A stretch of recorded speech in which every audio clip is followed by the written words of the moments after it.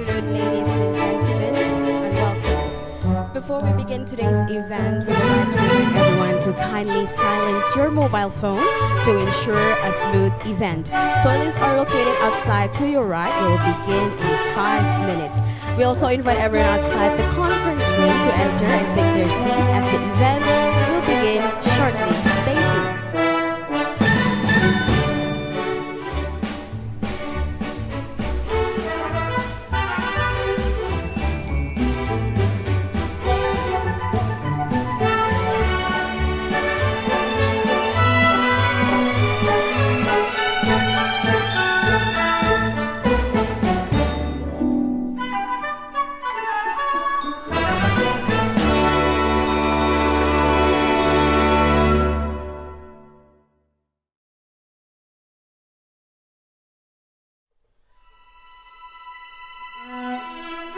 Thank you.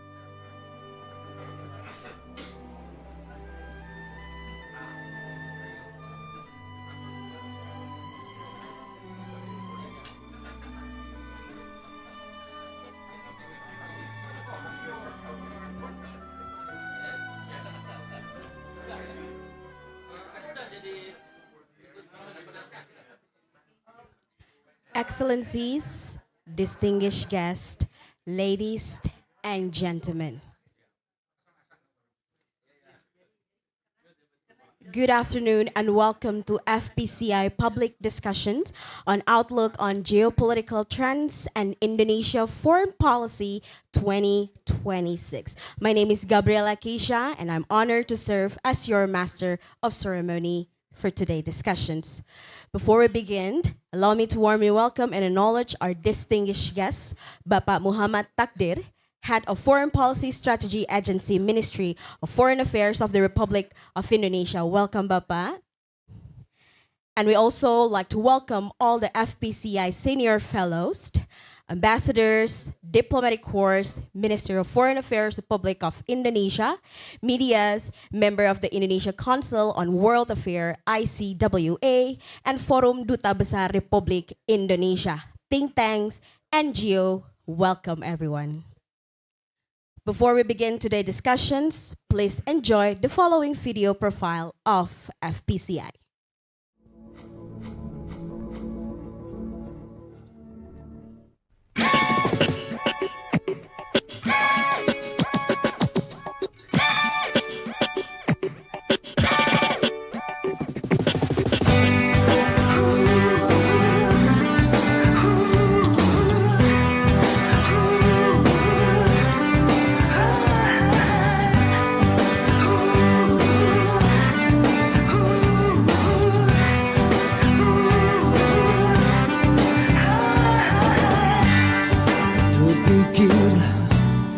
Terpana dan terdiam, ku melihat sadarku bertahun bersama terwujudlah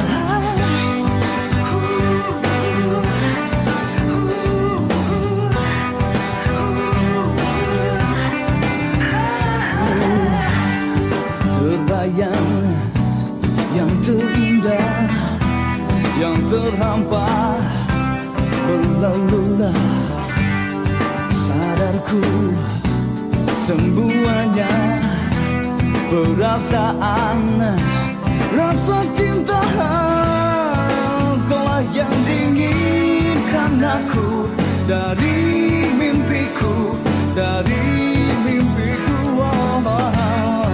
Coba terbangkan hayalku dari sadarku.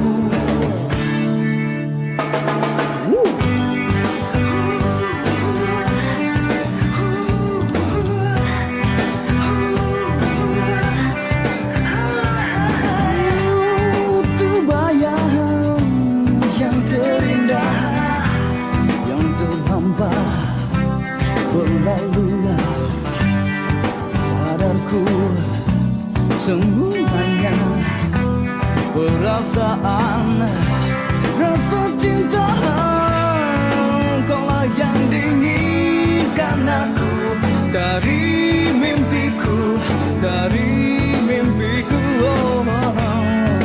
Coba terbangkan hayalku dari sadarku.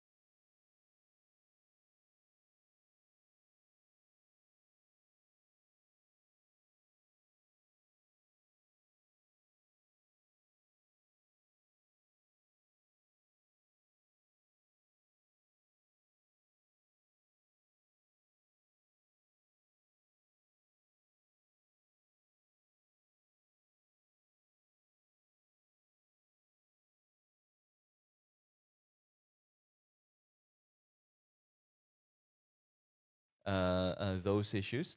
we start the year often with the expectation that we are getting a fresh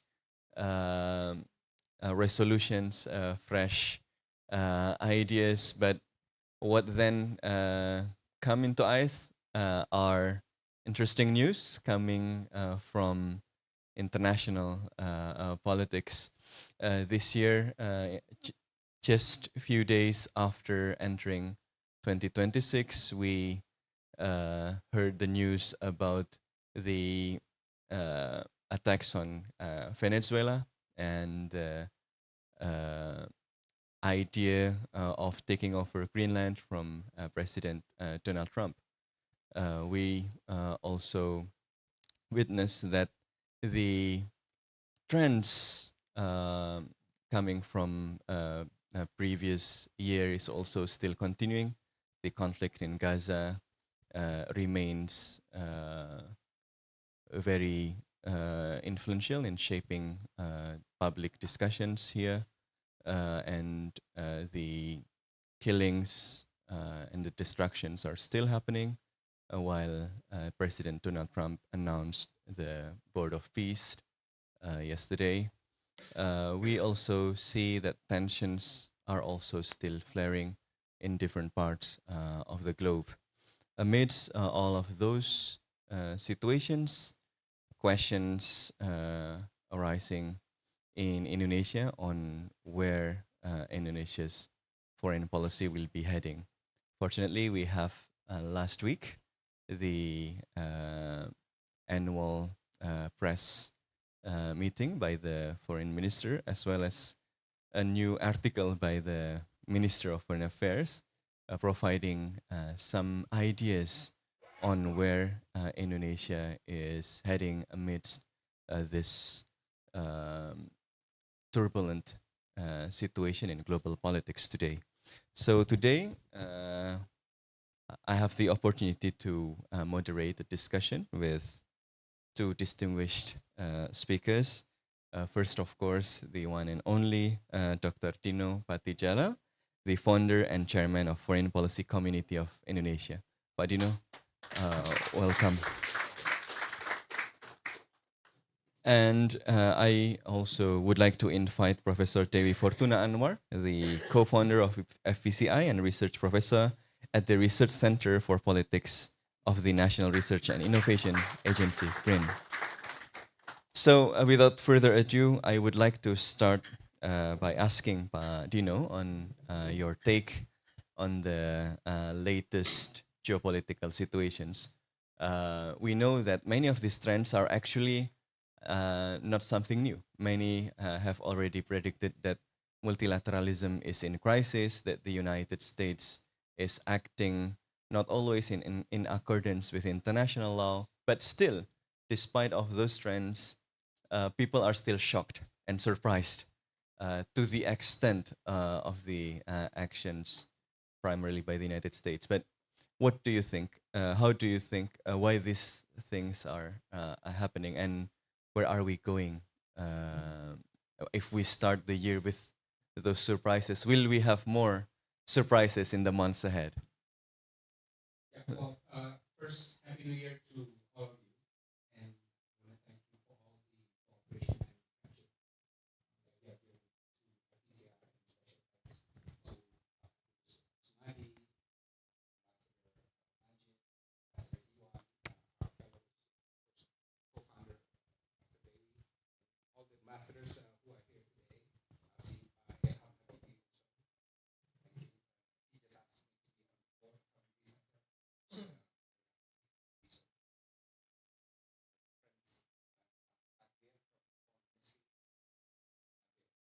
I don't know if you watch Mission Impossible, Tom Cruise. You know, remember they have the contact lens they put in the eyes of Tom Cruise, and then whoever's behind it can see what's going on. I think they're wearing those contact lens, and Foreign Minister Sugiono is wearing their contact lens. Yeah. Well, at least he is watching the streaming. So, and please thank Foreign Minister Sugiono for the annual foreign policy statement, because now we have a reference point, which we did not have in the last 13 months, in terms of foreign policy thinking, interpretation of the world, and so on. And we also value the article that he wrote in the Jakarta Post. Yeah, so spreading this to all our contacts, and then we are analyzing this, and again, it's very useful and appreciated policy reference points. To answer your questions, and I'll just spend 5 minutes on this, and then we can get deeper. I think for some strange reason, the things that we've been looking at FPCI for the past year or so have transpired and surprisingly become more obvious and assuming a worse shape. Yeah. One is we've been talking about the next world order, right? And we thought we have some time, but it's definitely happening now. In a recent month, Europeans are talking about it. Before it was the president of Finland, right? But now you have a lot of EU countries, NATO member countries are talking about the next world order, the collapse of the old world order, and so on. We talk about the collapse of the rules-based order, right? That is happening, yeah. We've been looking at middle powers, the role of middle powers, and that seems to be a lot more of it now with the current disruptions that is going on. We've been warning about interventions, right? And we see in the last month, we see 3 very glaring interventions in different forms in Venezuela, right? In Greenland, Denmark, and in Iran.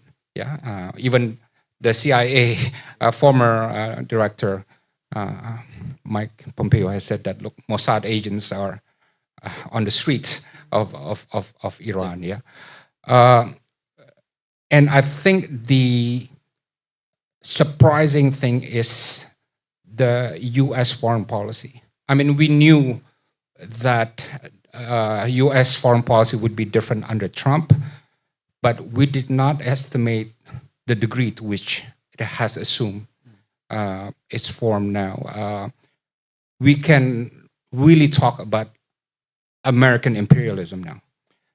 We made a statement about this, and I was telling my staff, look, I've never used this term before, right?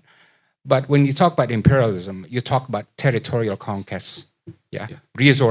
Aggressive resource conquest. You talk about unequal relationship with other countries. You talk about subjugating other countries and demanding their submission, right? You talk about coercion. You talk about bullying other countries. And you talk about just grabbing things without due regard to international law, which President Trump himself has admitted, right? He doesn't have much regard for international law. And this has accelerated the next world order process that we've been identifying. From FPCI standpoint, there are at least about 5 or 6 metrics to the next world order. One is institutions. Second is international law and norms. Third is distribution of power and the role of those powers, right? Fourth is regional order. So the world order is the sum of regional orders, and that when the regional orders change, the world order also changes to some degree. And all these, and then patterns of conflict, cooperation, and competition. And all these metrics, things are changing, right? So I think for the Indonesian foreign policy establishment, the big question is, do we understand this is a big moment, right? A big moment. The world is really transitioning into something else. And do we understand that what would be our ambition, right? In the 50s, our ambition was such that we created the Bandung Conference. In the 60s, it was the non-aligned movement, right? And then in the late 60s, you had the world changing and so on. And we created ASEAN, right? So in each big moments, we came up with something, right? So what would be that response and what would be the scale of our ambition in this big moment in international relations? And just a quick final point. I think the most significant geopolitical event is the breakup of the West, right? And look, the world is 190 countries, but the West is the most coherent grouping, right? The United States, Europe, Japan. After the Second World War. After the Second World War, right? We got BRICS now, but BRICS is not acting in a coherent way the way the G7 or NATO is, right? Far from it, yeah. So the West has been defining world agenda, moving things around, moving and shaking things, protecting and preserving the world order and so on. And the West now is breaking down. They don't know how to respond to what's going on. Yeah. Europe now has many fronts that they're worried about. If you're in Europe, you're worried about Russia, you're worried about United States, you're worried about China, right? On all fronts, yeah, there are these worries.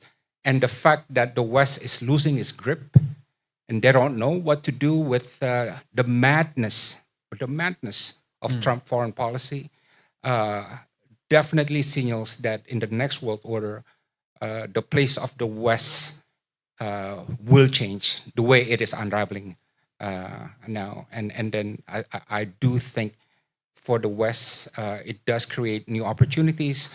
And we can talk about this later, especially Europe and Global South now establishing closer alignments and cooperation. But we can talk about that later. Thank you very much, but a very frank and I think quite controversial claim that you made that one of the most important trend is the breakup of the West, and that will be very significant because I think the existence of the West as a bloc is a very important feature in the post-World War order, which then helped establish the international institutions as we know. But you also highlighted that changes are not only this breakup of the West. You also mentioned about the return to territorial conquest. So it seems like we are returning to the world before we have multilateral institutions. We are kind of returning to the early 20th century where countries are competing for resources, for territories, with no international institutions are effective. Is the world that bleak? Are we returning to the past, Dewi? Back to the future. Or back to the future? Yeah, I'll just follow on from Dr. Dino's. During our conference on foreign policies, one of the speakers, Amitav Acharya, and he proposed this idea of a multiplexity, a multiplex world. It's not just multipolar, where you have apple-to-apple sizes of states, like with the situation of the world before World War II, where you have France, Germany, UK, US, more or less on the same. More or less in the same size and power, but now you have multiplicity of actors. Now, but let's get back here. In the past 10 years, international relations, scholars have been talking about the decline of the Western-led or US-led liberal international order, which is the mainstay of our international system since the end of the World War II.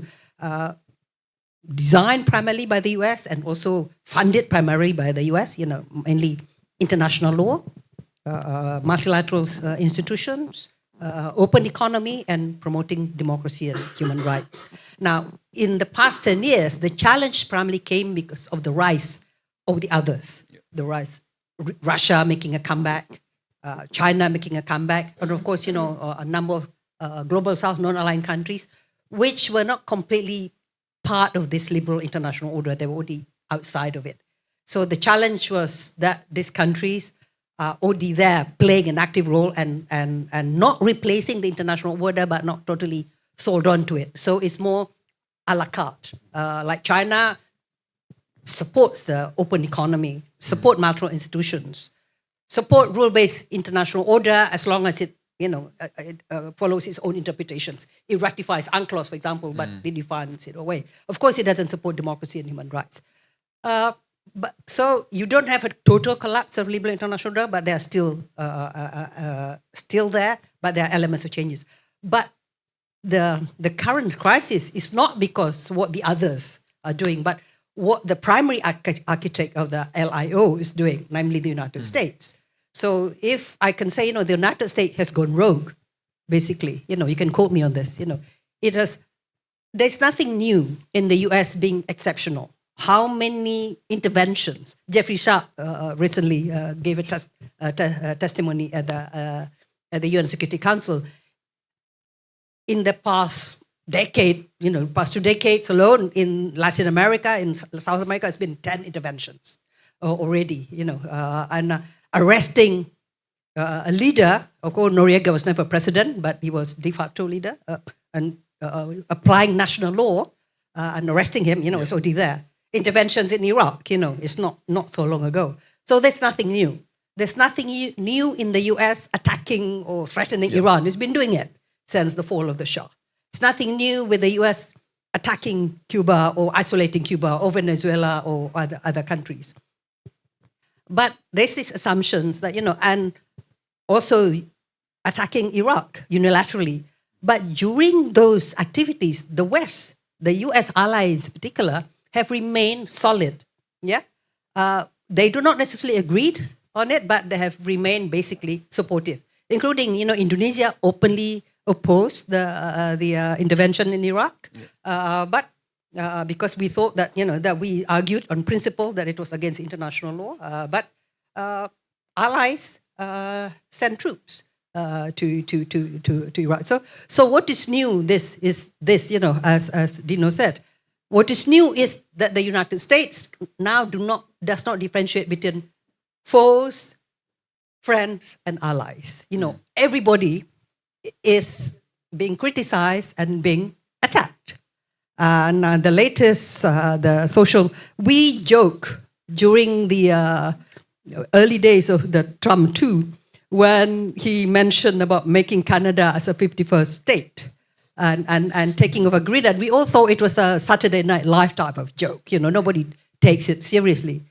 But it turns out that it's serious, and then, making overture to Russia, Zelensky being hectored and being insulted in front of the world media at the White House, and then and more or less saying, Putin has justifications for attacking, and maybe you have a peace agreement that will be favorable to Russia. I remember I was at the Shangri-La dialogue when Minister of Defense Prabowo mentioned about the possibility of Russia and Ukraine making a peace deal. He offered 5 steps, and that was very mild and still respecting, a lot of the rights of Ukraine. He was attacked, literally. All the Europeans, all the Western allies there were attacking him. And now what Trump is saying, is basically fait accompli, just accept it. So this is the fact that I said, the US is really doing something that we have not recognized the US is doing. So it is behaving like an imperial power. Now, the consequence is not so much for those who have always been on the opposite side. They are never worried. They never expect anything too friendly from the US anyway. Or from non-aligned countries, where most non-aligned countries, we don't trust great powers, whether they are West or East. We hedge our bets all the time. We try. In the old days, we say, just leave us alone. Don't touch us. So we just strengthen, we hunker in, and we try to insulate ourselves. Lately, we have become more confident as we have become more developed. whether bilaterally or through regional organizations like ASEAN, we try to multiple dating, We Multiple become dating. with multiple dating, we engage with everybody. We do not do any bandwagoning, but we do not do any balancing either. Hedging is just limited bandwagoning and limited balancing. So we engage with all sides. So that is already our modus operandi. We're not shocked by that, because we always believe that the world is dangerous. We cannot rely on any power. But the crisis is for the allies and for the Indo-Pacific, where there are not one big party, but there are so many players. This is consequential. I was invited to a recent meeting in South Korea, and the title of the meeting is Discussing the Taboo. And this is a talk about the possibility of South Korea developing nuclear weapons. They would never speak about this at all. So they invited a number of us from ASEAN countries, also from Europe, and they said, what would Indonesia think if South Korea develops nuclear weapons? And I said, we'll look at you the same way we look at North Korea. Because then, that is, you're breaking NPT. But they're also beginning to seriously talk, if the US were to withdraw the nuclear umbrella from Japan, from South Korea, making deals with China, is a G2, for example. How would they feel about this? How would they secure themselves? Because they're not afraid of distant enemies. So we need to think about that, about the security structure of this part of the world. Now, how do we respond? I like, the last press statement of the Foreign Minister. It's much better than last year. Last year was, Mas Nabil, last year was not really much a foreign policy statement. It was a statement about MBG mostly. But this year, I think, is coherent and we are clear. And I think that the strategy, some of us criticize, is not ambitious enough. But, when you are under attack, the best thing to do is defense, not attacking other people's goals, trying to seek a goal, but make sure that your goalkeeper is being assisted. So the national resilience, is concept back to national resilience and this is, I approve because I've been very critical, regional resilience. You cannot work on regional resilience without working closely with neighboring countries. Now, I've been critical that President Prabowo talked about good neighbor policy, but he never talked about regional cooperation. He never talked about ASEAN. It is important. It is Indonesia's home, our immediate neighborhood. So it is important, strengthening national resilience again, comprehensive security, and then, ensuring that ASEAN is united again and viable. But he didn't talk about how to reform it. And the most important thing is networking. And here, this is new opportunities. We don't believe that we just hope to die and I hope that God have mercy on us. We need to have agency.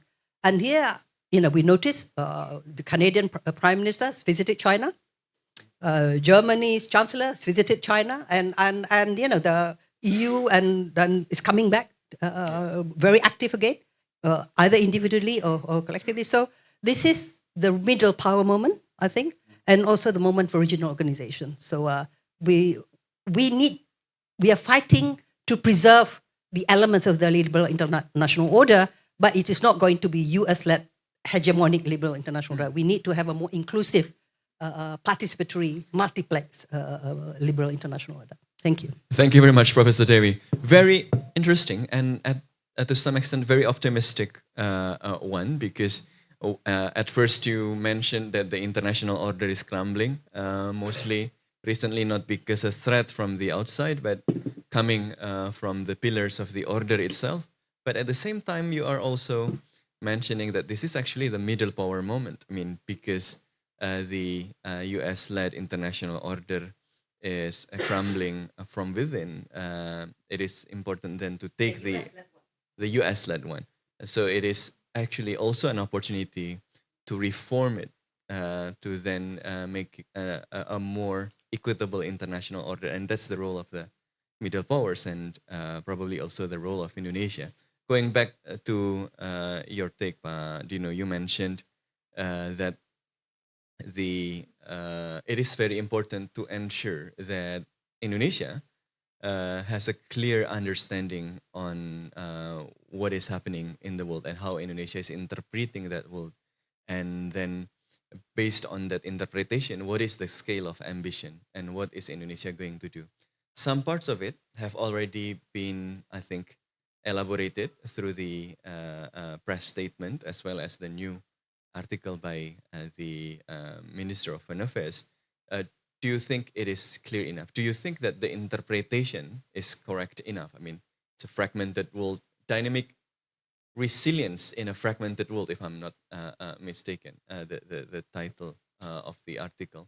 So the idea is quite similar of what Professor Dewi and you mentioned, that the world is changing and it's changing rapidly and Indonesia needs to respond it correctly. But do you think Indonesia reads that correctly? Do you think that terminologies like dynamic resilience summed up what Indonesia must do and develop to respond to this change? Thank you. I have the advantage of occupying no government position, so I can be more candid about this than Foreign Minister Sugiono, who's up there, and obviously, he has a lot of diplomatic pagar, boundaries that he has to observe. So, first on resilience, obviously, every country has to be resilient, and I commend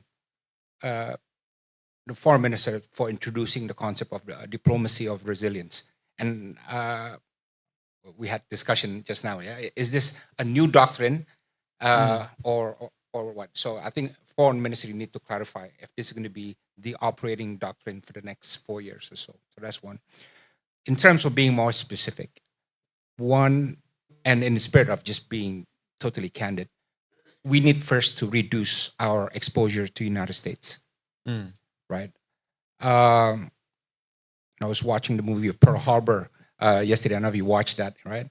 And in that movie, when the Americans were winning World War II, the Pacific Campaign, people were cheering, and so on and so on. Now, honestly, who's cheering for the United States? Right? Can you find a country that's cheering for the United States? Argentina. Yes.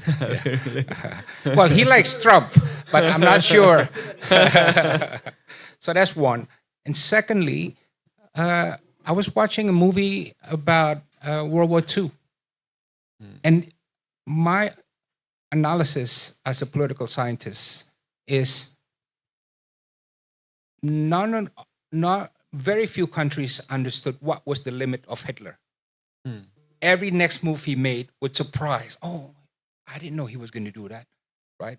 Even in the end, when his advisor said, look, let's just surrender. Let's not destroy Germany for the sake of our ambition. Hitler said, I don't care if Germany gets destroyed. It's their fault for electing me as their leader, right? So he had no idea what is the limit of Hitler. My question is, and it's a fair question, what is the limit of Trump? I never thought he would claim the territory of a 3D ally, which would lead to the destruction of NATO if he proceeded with it, right? So what would be that limit? Again, we don't know.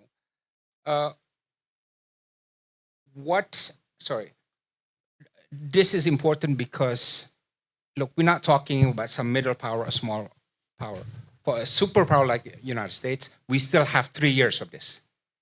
And 3 years of US foreign policy can mean decades. Yeah. It's just so powerful. Yeah.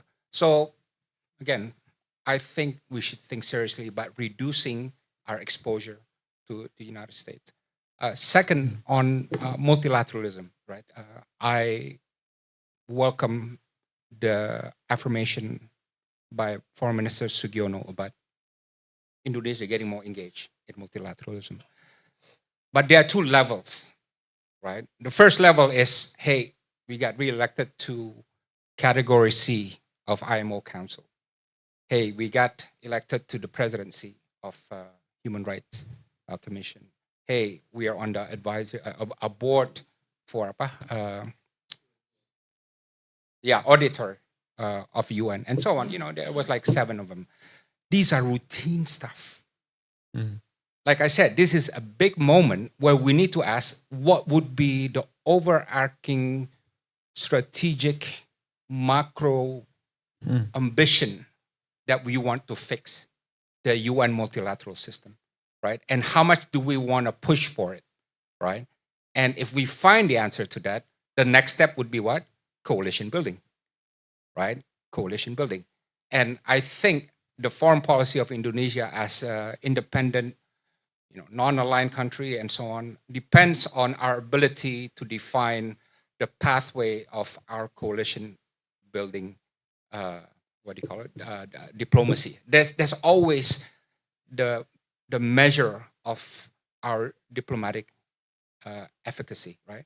So again, I would like Indonesia to think seriously. Nobody has an answer to this, by the way, but for Indonesia to think seriously about our multilateral strategic ambition, because we can't fix everything. We got to put our niche in the multilateral someplace, right? We were having lunch with Gita from UN. I would love for Indonesia to say, hey, let's be a chairperson of that UN agency, right? Whatever that is. But there are scores of UN agency where if we become president or chair of that UN agency, we can at least reform it. And there are UN agencies that have performed well, actually, despite the polls from the competing powers. For example, UNICEF has done well, in reforming itself. WHO, despite the reduction of anggaran, of budget, they've been able to reform itself. Yeah. So that's number two. And finally, middle power moment. Yeah. You may not use the term middle power, but if you use the term great power, inevitably you have to use the term middle power, right? If there's a great power, there's a small power, there's a middle power, right? And you mentioned middle power moment, right? The question now is, look, if we have a middle power moment, our middle power strategy means what? Out of the 24 middle powers in the global north and global south, who are we going to pick to be our closest coalition building buddies, right? And what would be the purpose of those coalition buddies, right? And what would be the platform? Is it MICTA, right? Is it BRICS? Is it what, right? Because until now, even BRICS, I asked my friends in BRICS member countries, what do you intend to do with BRICS? Very few are giving a coherent answer. They're just saying, we're there because, we want to put our bets there. As the foreign minister has said, we want to put our bets everywhere, right? But the danger is this. The danger is being everywhere, but nowhere, right? And you know what I mean by this. A lot of us diplomats, you are everywhere, but nowhere, right? So you have to be clear about your middle power strategy among the 24 middle power countries, right? Who do you align with, and what would be the platform, and what would be, again, the ambition, right? So I think these are the relevant policy questions that flows from the foreign minister's year-end statement. Thank you very much. Just to clarify, so you see that while the speech last week provide a reference point, it still not clarifies these three big things on how Indonesia would reduce US exposure, on the strategic involvement in multilateralism, and how Indonesia exploit the middle power moment. So then I'm moving to Bu Dewi. Before then, I'm moving to all of you to invite for your questions for our two panelists. Bu Dewi, what about you? Do you share the same take that while the speech provided a reference point, it still have some points to further clarify? And if there are points to further clarify, what do you expect the Minister of Foreign Affairs or the President to clarify on the direction of Indonesia's foreign policy? Yeah, and the foreign policy speech of any Indonesian leaders never mentions any countries by name.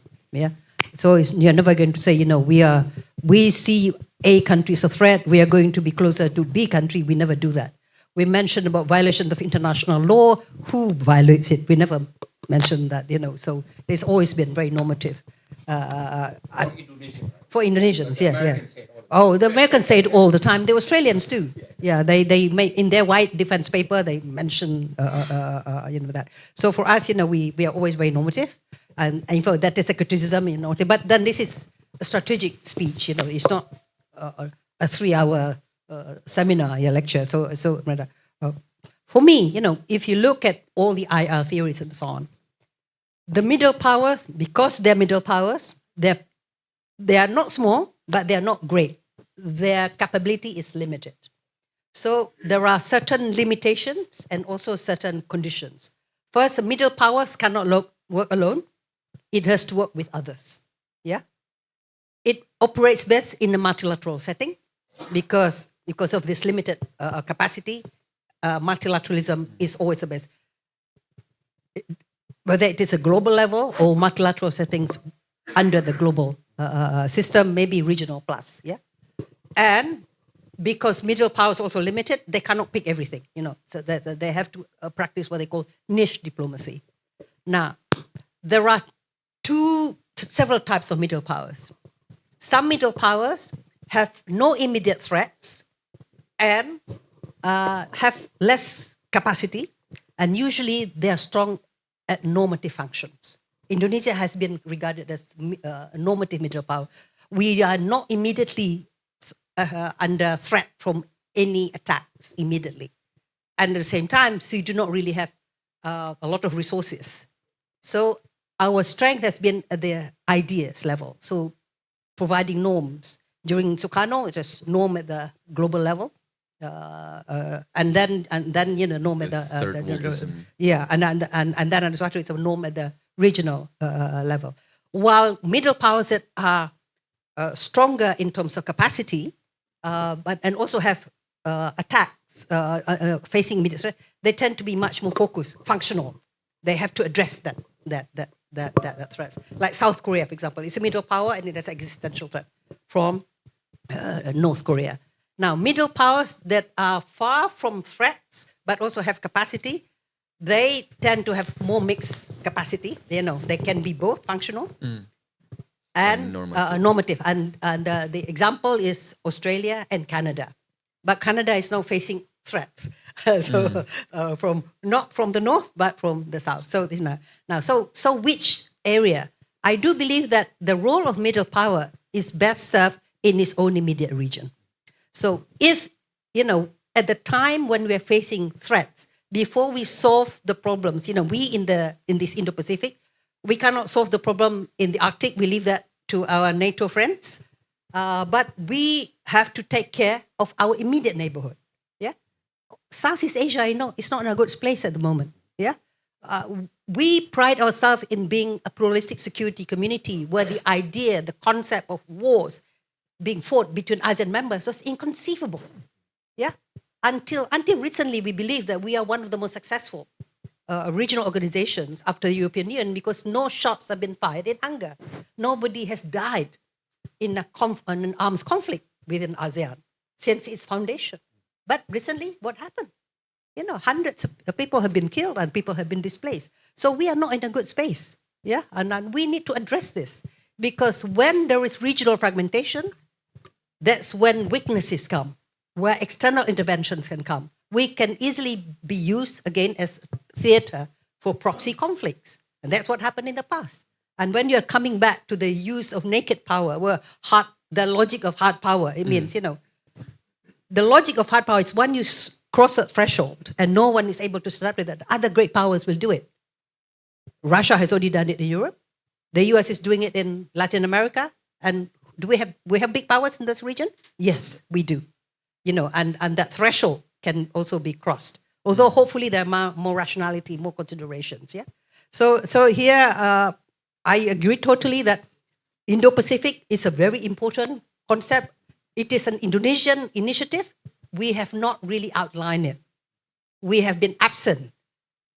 Here, I would like Mas Nabil to tell you, the Chamber of Commerce, Indonesian Chamber of Commerce, sponsored the ASEAN Indo-Pacific Forum in KL, in Kuala Lumpur, next to the ASEAN Summit. Yeah, our president didn't go. He missed the East Asia Summit and he missed that ASEAN Indo-Pacific Forum. So please, this is public, this is not something that any Indonesian president can afford to do, because it sends a wrong message that we are not paying sufficient attention to ASEAN. So look after your region first before you try to fix the world. If each regional organization can fix its own region, and then this, as I said, I repeat this, what I've said before, that we develop coalitions, then we can choose and pick our battles, at the global level. Yeah. Look at your region first. I mean, I would like to do some follow-up question before moving to the audience, because I think this is very important. It is also interesting that during the speech, the foreign minister mentioned about the ASEAN outlook on Indo-Pacific. So what do you think about the ASEAN outlook on Indo-Pacific? I mean, it has been an Indonesian concept from the beginning, but it seems that after the adoption by ASEAN, still very limited progress on that to be translated into strategic actions or policies. Yeah, because all the other ASEAN countries are looking and waiting for Indonesia to come out with a clear terms of reference.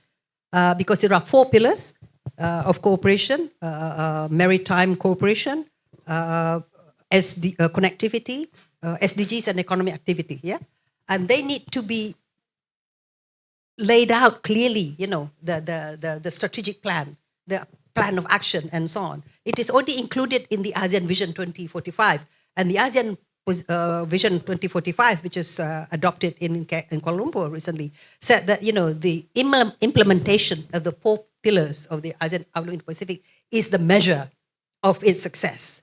So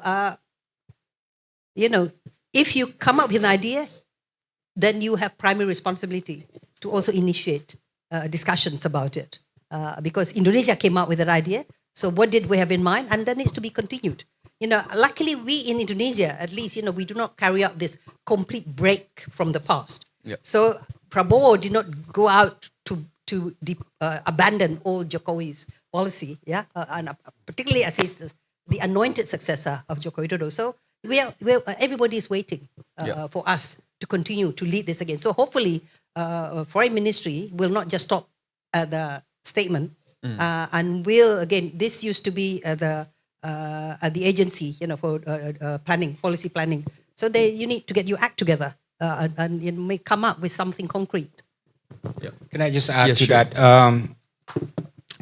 I think a big homework for the Prabowo administration is convincing the region that it takes ASEAN seriously, right? Because like it or not, there are a lot of chatters that has developed in the last year or so that Indonesia is not prioritizing ASEAN, and that Indonesia likes to be on the global stage more. The G20, APEC, this and that, right? Rightly or wrongly, that perception is there. And I think we got to work harder to convince that that's not the case, yeah? And secondly, on AOIP, look, the foreign minister mentioned AOIP in last year's PPTM. But there was really hardly any follow-up, meaning that I hardly heard him mention AOIP in his speeches. Same with the president, right? And obviously, if you are promoting AOIP, you got to talk about it a lot, right? Which was missing in their diplomatic speeches. So Indonesia need to reclaim that, because foreign minister made a very strong statement about AOIP. Yeah. And for us at FPCI, the metrics is quite simple, right? For us, so the Western countries like AOIP because it's a way for them to see congruence between FOIP and AOIP and increase their exposure to ASEAN while pushing back China, right?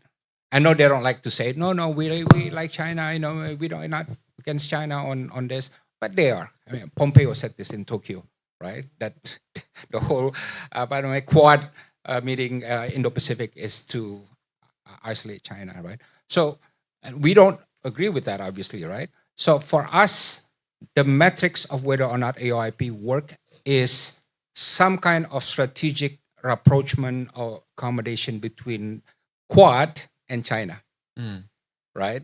I mean, Australia getting closer to ASEAN, that is expected, right? India getting a lot closer to ASEAN, Japan, that is to be expected, right?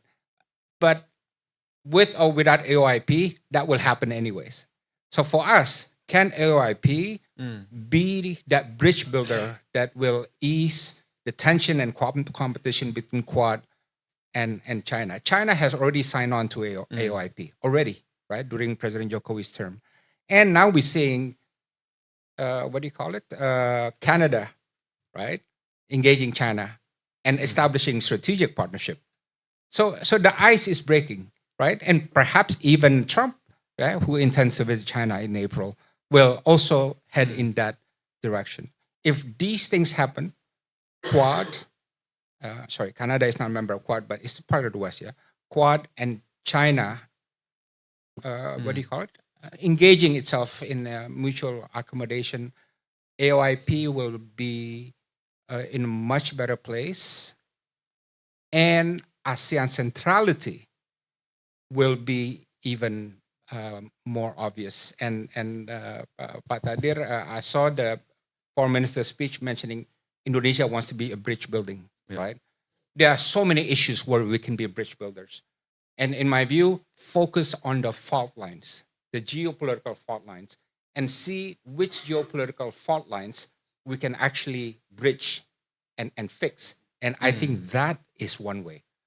Quad, China, in the context of AOIP. Very clear and very quite achievable in my view, given recent developments. Held by Donald Trump. Okay, so thank you very much, Pak Dino and Bu Dewi. Now we are moving to the Q&A session. I would like to start with Ambassador Sumadi and then gentleman and Ambassador. Thank you very much. It's just a continued with the discussion before. Pak Dino, both of us once we served in the United States. And My boss, by the way. I was his political counselor. And you have already mentioning the US and Europe. Now you have just mentioned the Indo-Pacific and ASEAN, Ibu Dewi mentioned ASEAN. But I would like you to explain your opinion on, in my view, one of the key elements of even the most important elements to stop this, I use your word, Trump madness, which is the United States itself. Where is the United States that we used to know at the time? All the, of course, they have bad and good, but during our time, we see a lot of good sides of the United States too. Now I don't see anything there. So, of course, I am impatiently waiting for the result of the midterm elections, which is now around 10 months, in 10 months after 10 months from now. But I'm afraid that even 10 months, with this speed of the madness, it will be too late. So please, you still have much more contact with the US than I. Please explain to us, what do you know? Where is the US that we used to know? Thank you very much, Ambassador. And then, please, sir. Yes, this is Abdullah Dahri. I'm the ambassador of United Arab Emirates. Well, Brother Dino and Ibu, thank you very much for this comprehensive geopolitical trends and the open discussion, which always enlightens the audience with the valuable insights. I would stop on one terminology you have used, which is exposure. I believe there has been one time throughout maybe the 3 months ago that Indonesia have managed to mitigate, control its exposure when it comes to the tariffs with the Americans, and they have managed really to reduce it from the 30th to 19th somewhere. I do commend, the Indonesian government for that. Second, exposure has a little bit of a wider spectrum when we talk about exposure. I just want to listen and hear from you much of a deeper dive when it comes to exposure and how Indonesia could reduce its exposure with the US. Thank you. Thank you. Thank you very much, Ambassador. And it's the next. Good afternoon. And first and foremost, I would like to thank FPCI for organizing this event and holding this debate. I think it's a very, and we all recognize it's a complicated topic. It's difficult, and I think every ministry is going through the kind of same exercise, trying to be pragmatic in a special world. We talked about a fragmented world, okay? We talk about the West crumbling, that may be. What I would like, and you've mentioned also the issue of dynamic resilience, something, it's a concept, very interesting, has different meanings according to, not everybody can be Indonesia, it can be as resilient as Indonesia in domestic policies. What I'd be interested is, from your point, what are the avenues you foresee?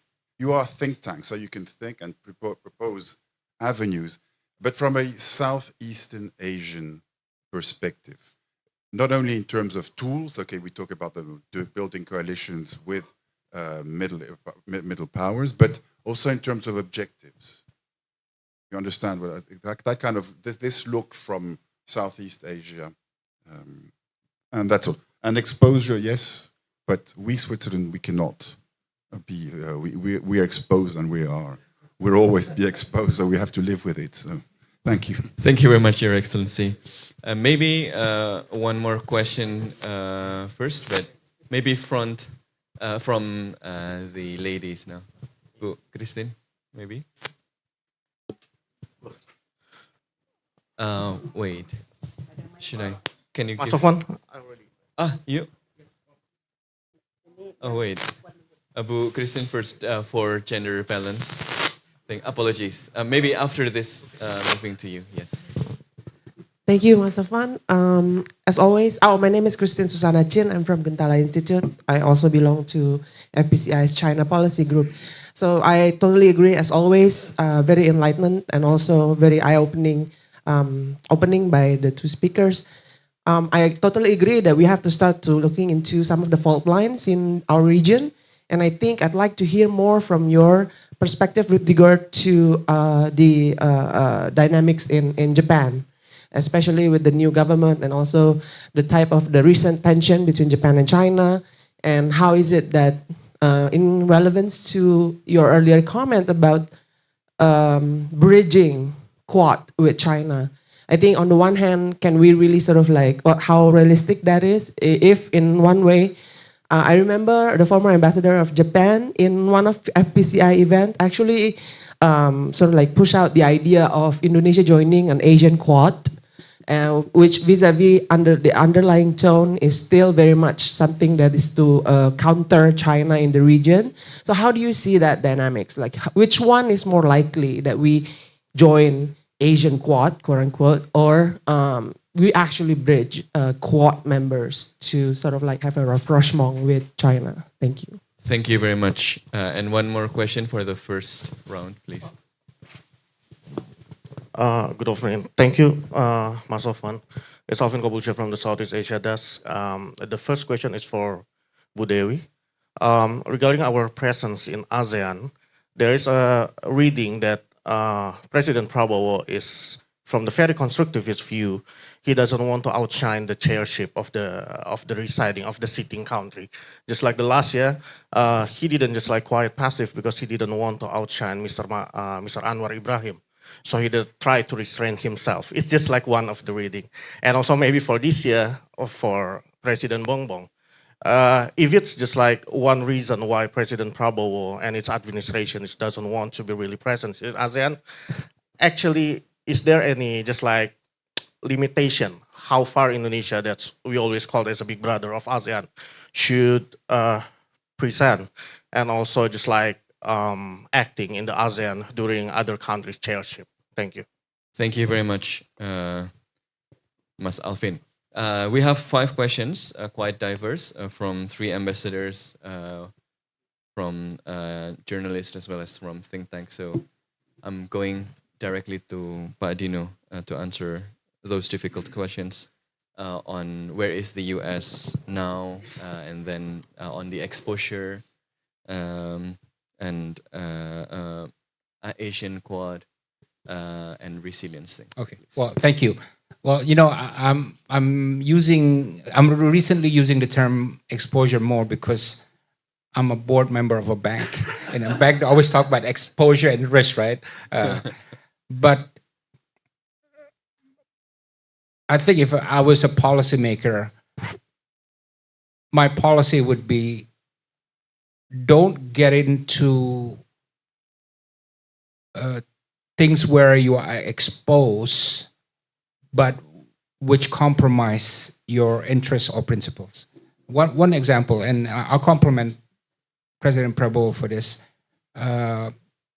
From what I heard, the Americans proposed the same deal to Indonesia as they did to Malaysia.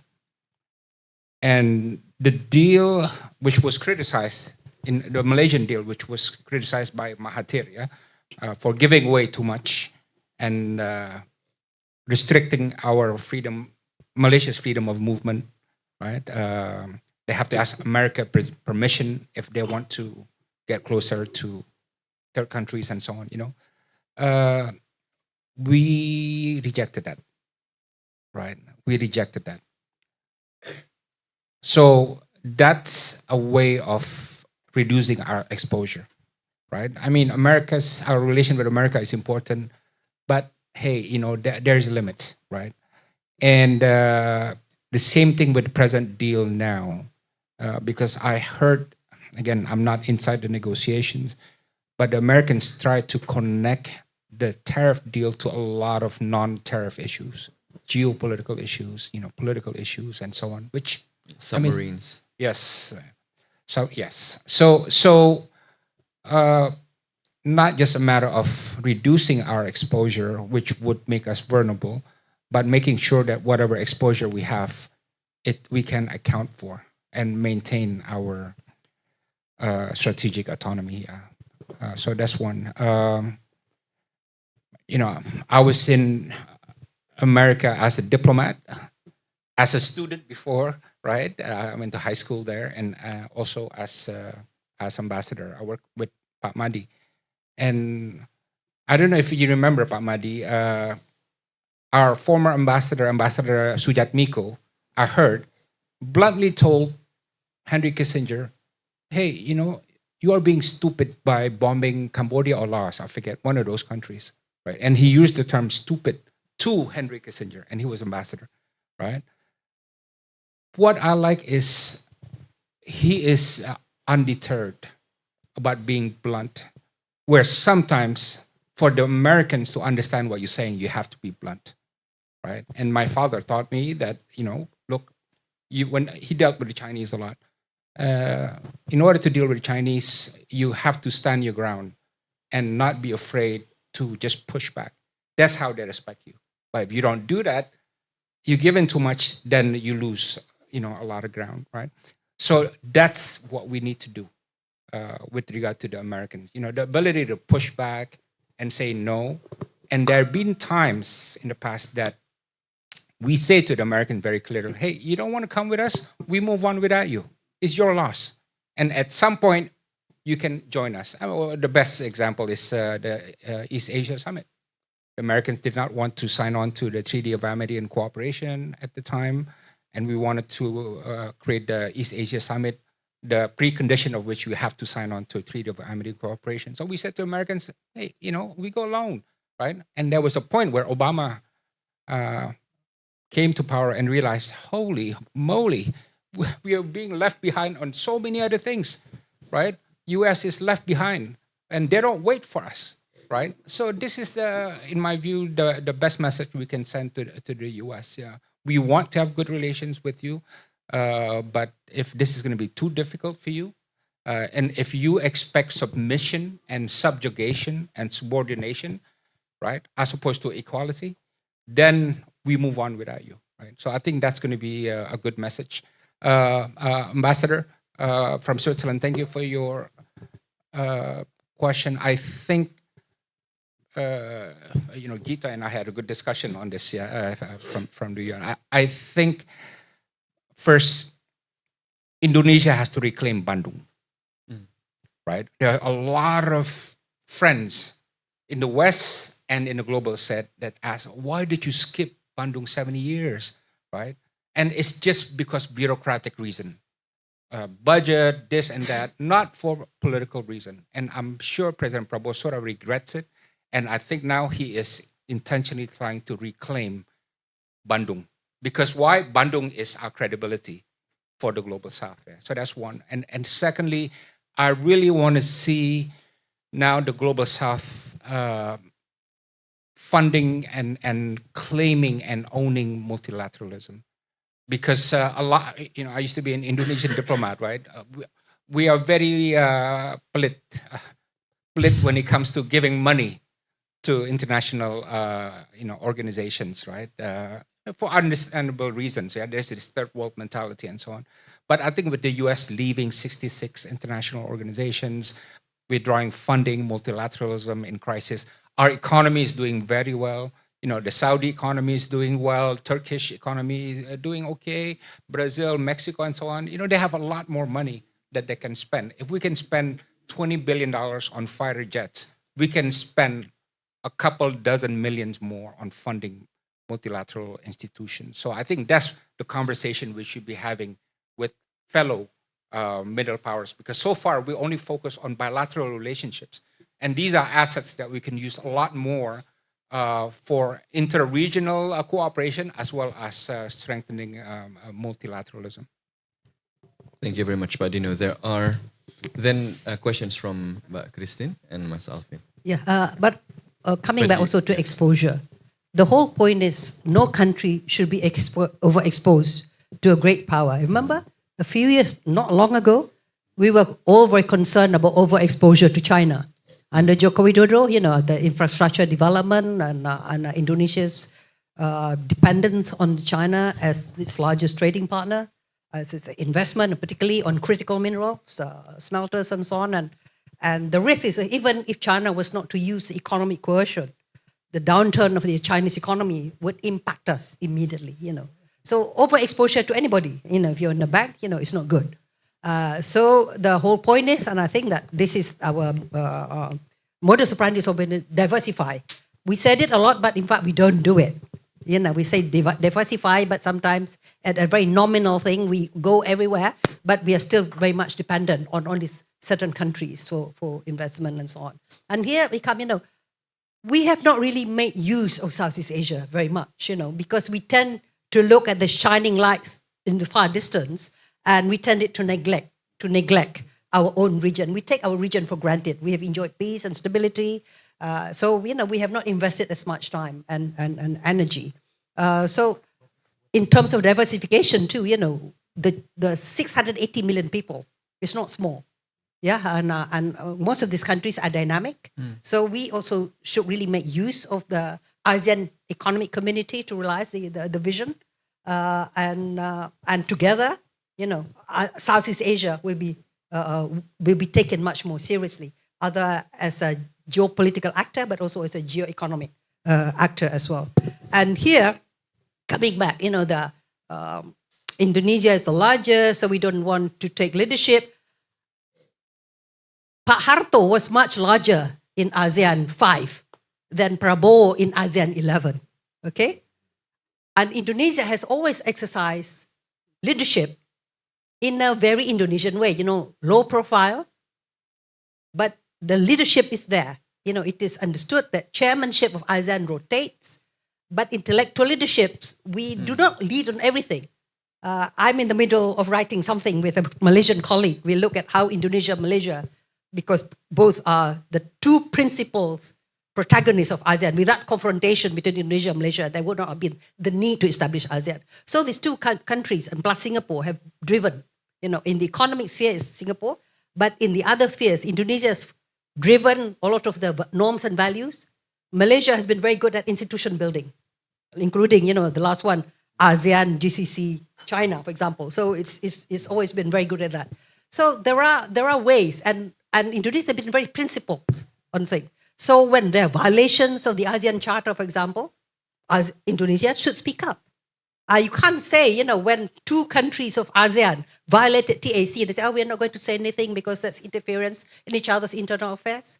Oh, come on, ASEAN was precisely established to prevent open conflicts happening from member states.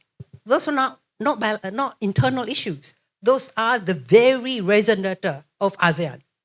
We should have said something, but we didn't. So on Pak Joko Widodo, never paid very much attention to political issues or ASEAN issues. But even he felt compelled to propose ASEAN Outlook on Indo-Pacific in 2018 when the chair of ASEAN was Singapore. And the AOP was adopted in Bangkok. Indonesia is not chair then. The 5-point consensus on Myanmar was held here when Brunei was chair. So, the reason that we don't want to play a role because we're not a chair, doesn't wash. Yeah, and Christine, my colleagues and I, Bryn, have just published an article recently, a chapter in Jokowi's foreign policy legacy on seizing the unilateral moment, Indonesia's attitude towards the Quad. So we did interviews of stakeholders, and there's been a sea change of the attitude in Indonesia. In the past, when the Quad was seen as a hard power, with India, of course, it's not a security alliance, yeah? Because India is non-aligned, but it was regarded as containment of China. But because of the pushback from most ASEAN countries, the Quad transformed itself to do more or to deal more with public goods issues, especially during COVID, vaccine and so on. So we did interviews, and while joining the Quad is still a no-no for us, but working with the Quad, not necessarily Quad Plus, but working on certain issues of the Quad is much more acceptable. But now the question is it the Quad minus the United States? I don't know, but there is a possibility, I think, of cooperation there. Thank you very much, Budewi. And very interesting finding because it's also consistent with the findings by FPCI survey on ASEAN's people perspective on the image of Quad, which is getting more positive due to Quad enlarging its involvement in the public goods issues. And by the way, we are still conducting the survey for this year. So, yeah. So while at it, you can check at our website on the survey. So now I'm opening the final Q&A session. So many hands are raised by Ilham. And then the lady in the middle.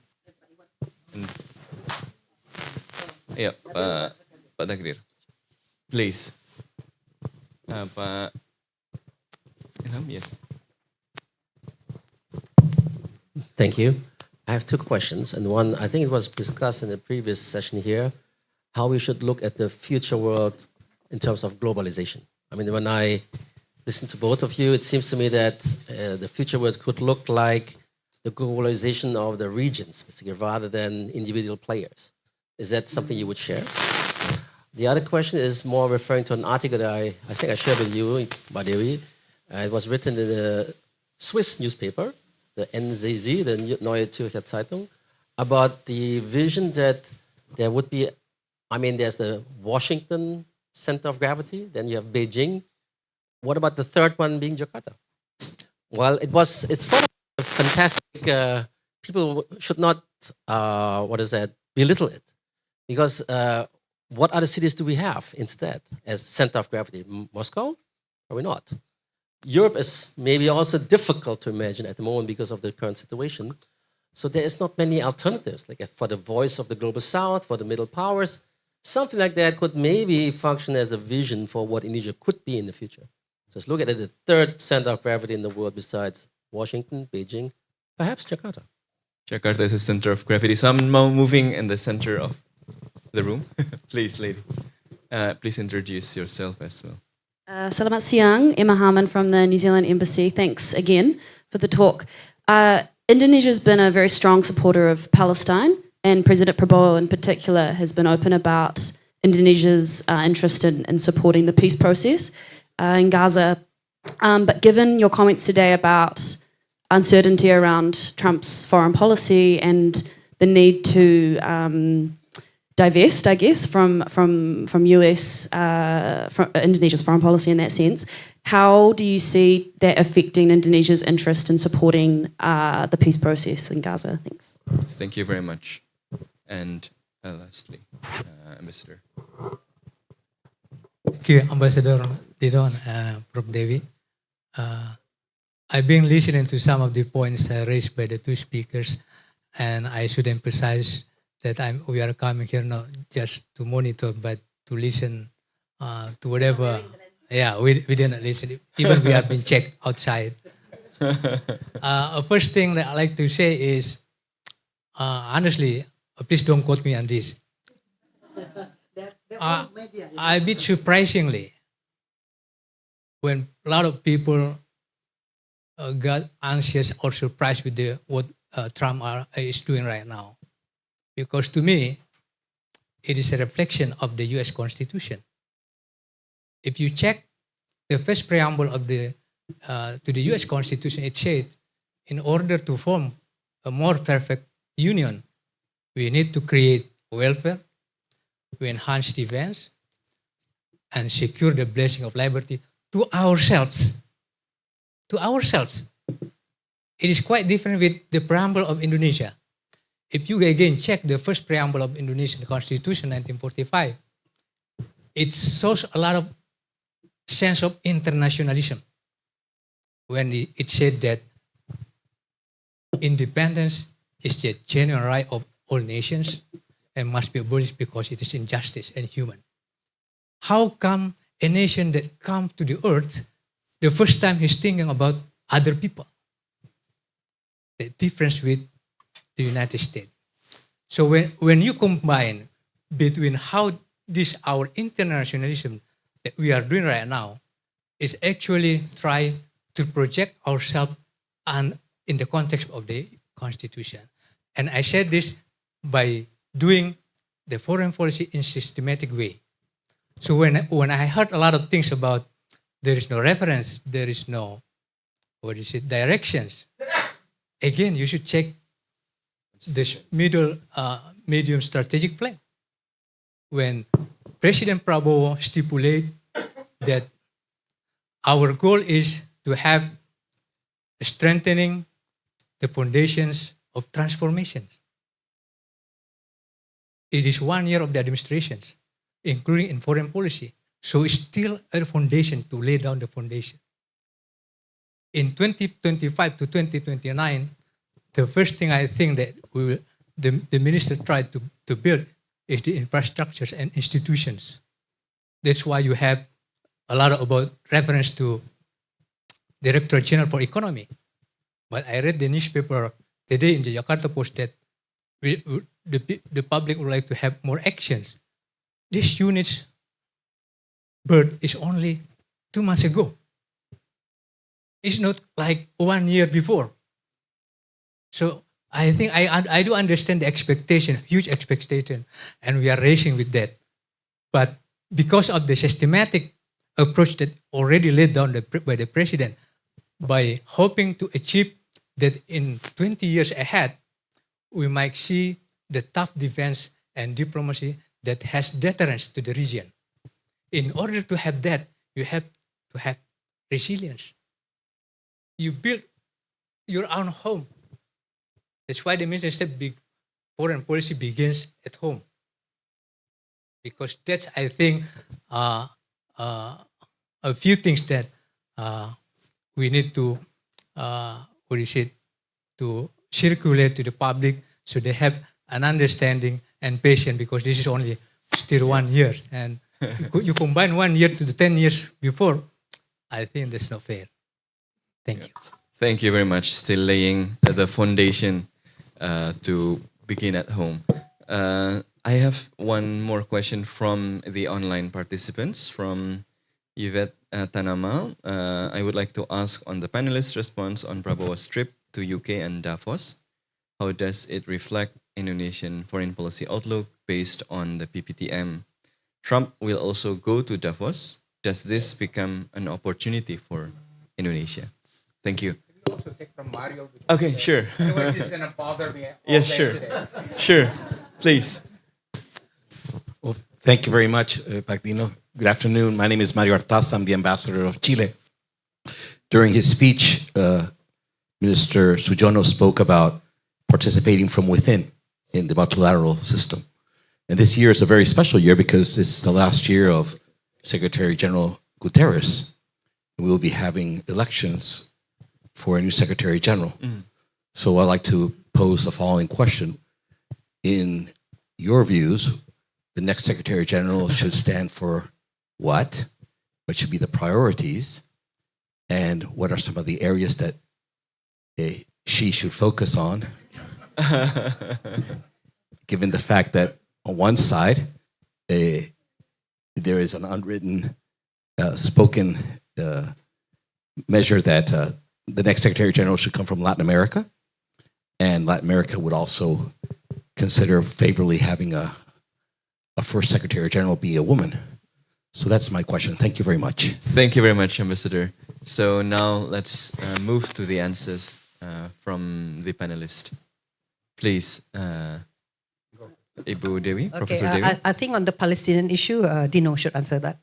But I will take first the explanation. You can, from the Kemlu, yeah, from the defense. I think that the problems, Pak Adir, yeah, that people are impatient with Pak Prabowo. We were not impatient with Pak Jokowi because he had no experience. Yeah, Pak Jokowi was a mayor from a small town, no cosmopolitan experience, not used to playing the global stage, and not part of the establishment. With Pak Prabowo, I wrote, in fact, before he took office, there's this huge expectations. His background as someone who's lived most of his life overseas, coming from that very top tier family, education, fluency in foreign languages, part of the new order government, part of the military establishment, part of the thinking of the military establishment under the new order government, and part of Pak Jokowi's administration as defense minister. So we did not expect him to start from zero. We expected him to start from 100 and going to 1,000 within 1 year. So that is, I think, that the criticisms may be unfair, but he was not a stranger in the past 5 years, and he is not a newbie. So he already has some ideas, and he already articulated that. That's why I think there was expectations that his foreign policy would be plus. Yeah. So I had a great expectations, and I still believe, that Indonesia can do much better. So coming back to Pak Ilham's questions, this interesting article that Dr. Ilham shared about looking at where the next champion, for globalization. At the moment, globalization is in disarray. So are we coming back to the regional organizations only? There's a danger. Joseph Nye, in fact, wrote about the danger of just building regional blocks without the global multilateral underpinning, because there's also danger of these regional blocks throwing rocks at each other. So instead of countries fighting wars, it could be regional blocks with bigger rocks. So what I think is, and our discussion is building blocks still, our objective is still multilateral at the global order. Ideally, it is still WTO. Ideally, we need to reaffirm and strengthen the global system. But how do we go about it? So that clearly we need buildings of coalitions. But we have to make sure that our own region is in order, is peaceful, prosperous, and also rule-based and obeying democracy and human rights and so on. This is the ideals of our region. Because at the end of the day, why do we want peace and stability? We serve humanity. We do not serve the states, and I think this is very important. I explain this over and over again. What is the purpose of having nation states? It's the nations who build the states. It's to serve the nations. Do not sacrifice the people for the sake of the state, but the state's there to protect the people. So when you're talking about peace and prosperity, it is to serve humanity. And I think we should not forget this ultimate objective. Yeah. So the issues of our objectives of humanity, human rights, democracy, it is central. Why do you want to have peace? Why do you want to get rich? Yeah, it's not for hard power to exercise and bully others, but to serve our common humanity. And I think that that's important. So we need to get these ideals together, and reforming of the UN, Mario, get back. Why do we want to stop war? Because we don't want humans to get killed. We do not want to make widows. We do not want children to be killed. Yeah. So I think we need to go back the essence of it. So do not only talk in realist perspectives of if humanity is not even mentioned in this. And I think that this is something that when you're talking about inclusive development, when you have to inclusive multilateral systems, why do we want to have it? You know, and whether when we have to development, we talk about the glory of the state. We should be talking about the nations, not just the state. So it should always, because imperialism come and go, empires fall and go. There is the humans that remain. So I think that this is, for me, this is the message. And so for our nations too, do not only talk about the greatness of the state, but also the greatness of the nations. And why do we want to do it? And it should be part of this, common humanity. So I believe that the regional organizations, ASEAN is already a dialogue partner of the UN. ASEAN doesn't have a common foreign and security policy, but I think that, ASEAN has worked quite well at the global level in trying to convey its views. And EU and countries and other, the Nordic countries, they have very high voting concordance.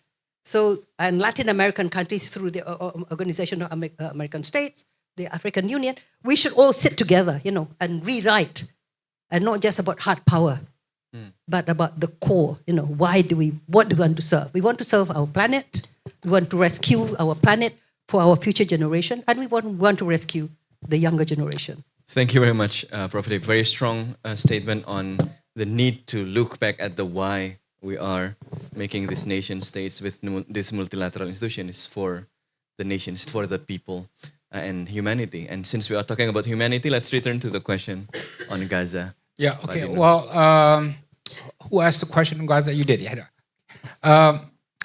If you ask me what is one foreign policy project that President Prabowo is most obsessed about, I would say is the sending peacekeepers to Gaza. I think he wants that to be his legacy. He likes it because he has military element.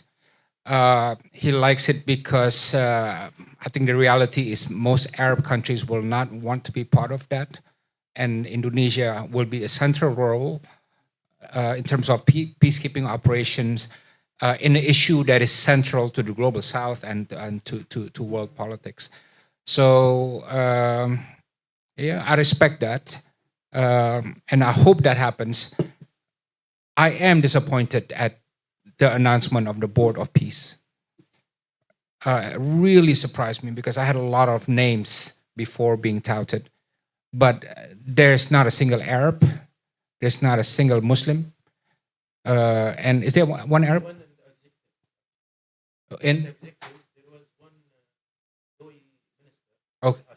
Okay.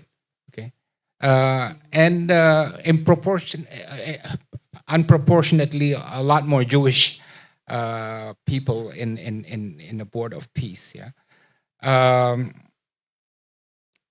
and the greatest risk for me, if Indonesia sends peacekeepers there, would one of the objectives be to disarm Hamas. If that is part of our job, we should back off. Politically not right, militarily difficult, and it will lead to a clash with Hamas, yeah, which we don't want. So that's on the Palestine. But one thing that worries me is,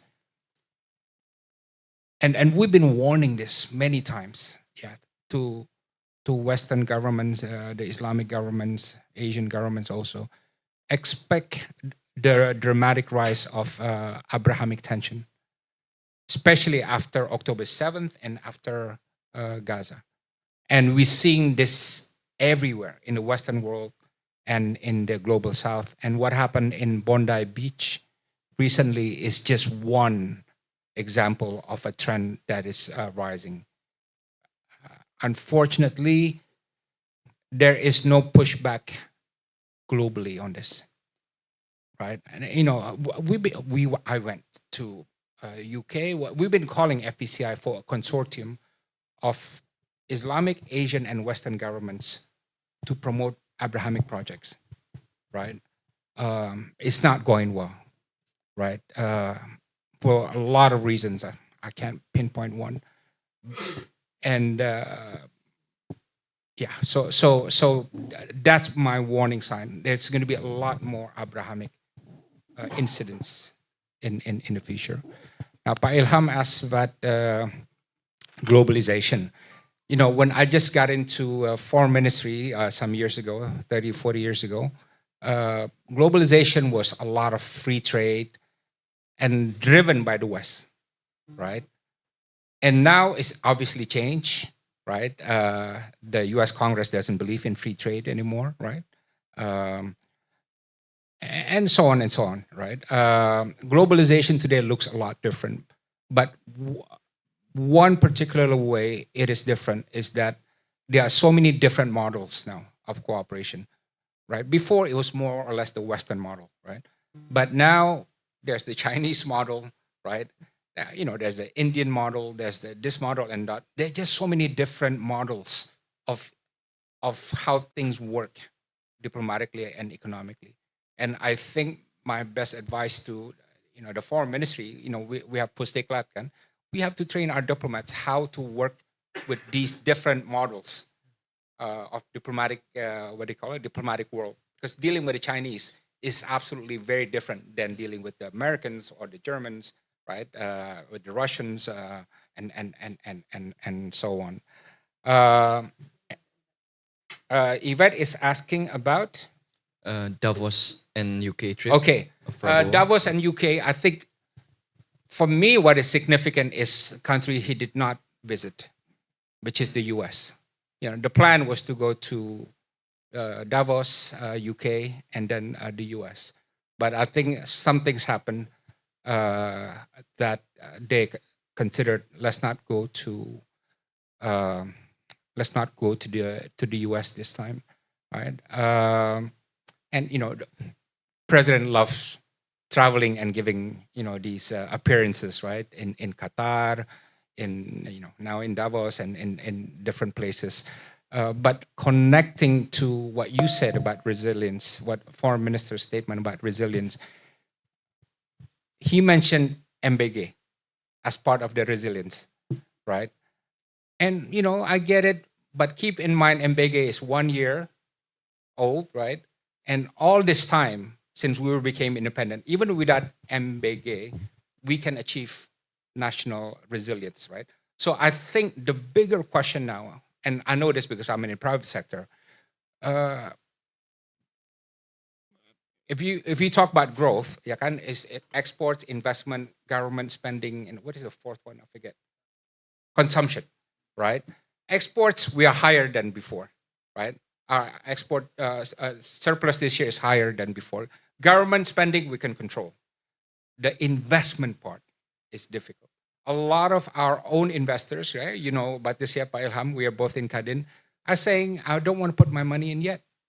Right? And a lot of, because there are so many uncertainties, and a lot of international investors now, because of the cases about rule of law and other things, they are also saying, let's just wait and see. I don't think Minister Pubaya's 6% growth projection is an official government projection, because official is still about 5%. Yeah, it takes a lot to reach 6%. But if we want to reach resilience, I think that's what we need to fix a lot, on the investment side. Yeah, because on the trade surplus, we're okay. Government spending, we can control. And consumption, by the way, is declining, yeah? A lot of anecdotes about declining. The buying power is declining. Buying power is declining. Yeah. And final point, and I think this needs to be said. You mentioned about President Trump. Thank you, Ambassador. Thank you, Danielle. Yeah. There's a new factor in international relations now. Kissinger says every government must navigate between two things, which is interests and values. And it's so true, right? Indonesia, United States, Korea, Australia, they all have to navigate between these two. But now there's a third one. And this relates to your point. Ego, right? Every leader has an ego, but the ego of President Trump now outweighs considerations of national interests and values, right? I've never seen how an ego can be bigger than national interests and values, but this is the way it's happened now, right? So I find this very interesting, and this ego thing is connected to a new phenomenon, which is leader worship, right? And guess what? It's happening in many places around the world, right? You have leaders with outsized ego who loves the idea of people worship, people or his circles worshiping him or her. And it's very interesting phenomena in international relations. Thank you very much, Pak Dino. And now we are going to end the session. I'm inviting Pak Dino and Marius. Oh, yes. Secretary General. I wish Michelle, thank you very much. Michelle Bachelet, well, she's a friend of mine, and I wish her well as she campaigns for the UN Secretary General. I hope she can revive and restore the spirit of the UN Charter. Yes, and 2 minutes closing statement from Pak Dino and Bu Dewi first, Prof. Dewi. Yeah, 2 minutes closing statement. I say, I will always, to see the glass half full. So when there are challenges, there are always opportunities. And Indonesia, as you know, was able to be non-entrepreneur, to come up with big ideas, even against big countries, when we were very poor, with very limited capacity. 1955 was a high point, and we have still not yet been able to emulate that. That was really a high point. And that was when we didn't have nothing, but just the strength of our beliefs, principles, and ideas. So dynamic resilience should be accompanied with diplomasi perjuangan. So this fighting spirit, and not just visiting places, but actually having ideas. It's not the power of money that matters a lot, but the power of ideas. And I believe that this is what should be done. So coming back to Dino said, don't just tick the box about, we attended this, we got elected to this forum, but what ideas are we bringing? What is our end goal and how do we go about it? And even if we have to, fight against some of the big players, we need to be able to do it, but we need also to be able to bring people to support us. Thank you very much. Diplomasi perjuangan. I think the Ministry of Foreign Affairs can consider, although maybe the perjuangan party is outside the government, no? Let's please. Well, just 1 minute. I don't need 2 minutes. But what I tell the diplomats in the foreign ministry is love this stuff, right? Love this. And I know you can feel, oh my God, the world is falling and, what are we going to do and so on. Love it. This is why we're diplomats, right? You love change, you love challenge, you love craft, right? And you love, pushing back and arguing and debating and creating space. This is what diplomats live for. At least this is what my father taught me when, seriously, when I was growing up, this is what he said, love this stuff, I think you know what I'm talking about, all the diplomats. So let the pundits, the politicians, the skeptics, they think the world is doomed. But for us diplomats, love this stuff. I love everyday arguing and debating with my staff at the FPCI. This is what we eat every day. We love it, right? So love this change and relish in the challenge. Thank you very much, Dino. You start with a bleak assessment of the world, but ends it with a very optimistic and inviting all of us, including mainly diplomats, to be optimistic. It's your time to shine. So thank you very much for joining us today, and looking forward to the next discussion. Thank you. Thank you, everyone. Thank you, Dr. Sofwan. Ladies and gentlemen, please remain seated as we take a picture together. Yes, ladies and gentlemen, ambassadors, please stay at your seat as we take photos together. So everyone is gonna see also from the audience.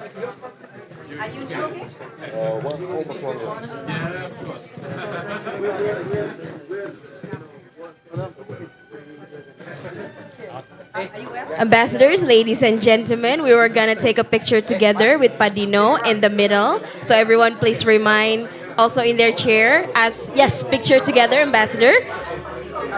Yes, all of us. On your seat. Yes, on your seat. All right, ambassadors, please. We're gonna take photos together with Padino. Yes, now I'm free because my kids are gone. So, yeah.